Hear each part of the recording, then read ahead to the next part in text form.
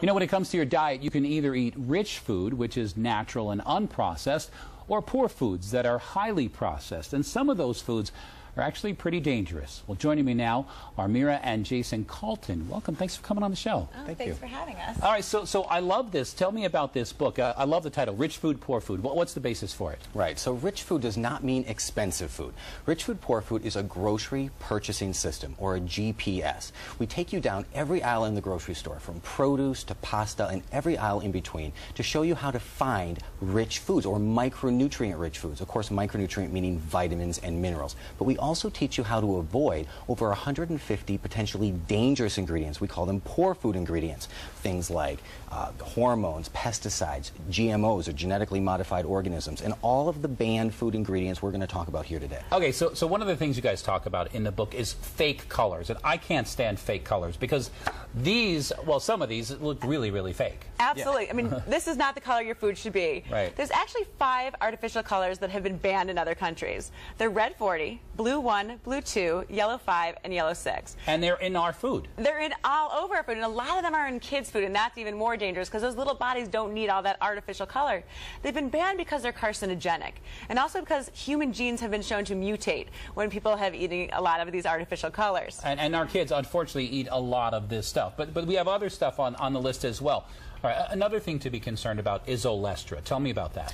Right, so olestra are found in light chips. It took $250 million and $500 million for them to create olestra, but it only took a few months for the UK and Canada to completely ban it.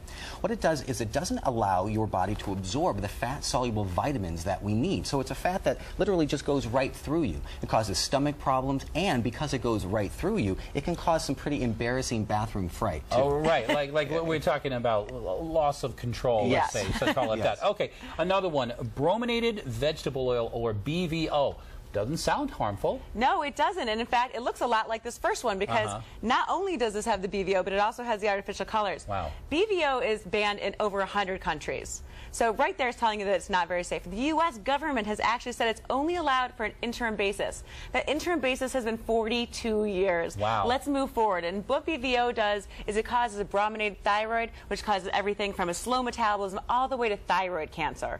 So you want to make sure that you don't drink any of the beverages that contain the BVO. Okay, and moving on, because there's so many. Yeah. Potassium bromate. Potassium bromate. It's going to be found in things like bagel chips, flat breads. What it does is it's a dough thickener, so it allows them to bang these things out at a quicker pace, but it causes kidney damage, nervous system damage, intestinal problems. It's also a possible carcinogen. So the FDA has come out and said, hey guys, don't use this stuff in food, but not all the manufacturers are heeding. It's not banned yet, it's just really recommended not to be used. Yeah, it's funny because I make bread at home and I don't have any of it. I don't have to go to the store and pick up some potassium bromate. Right, right. Okay, the second last one, azodicarbonamide. Rolls off the tongue, right?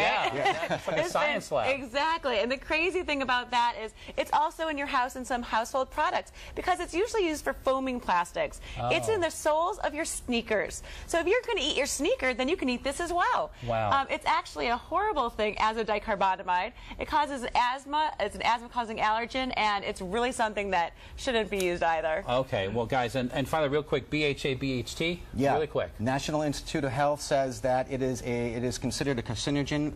California calls it a carcinogen. It's a preservative that covers up rancid food. Stuff. Yeah. Okay, so it could be in nuts. I got to tell you, this kind of thing just makes me so uncomfortable.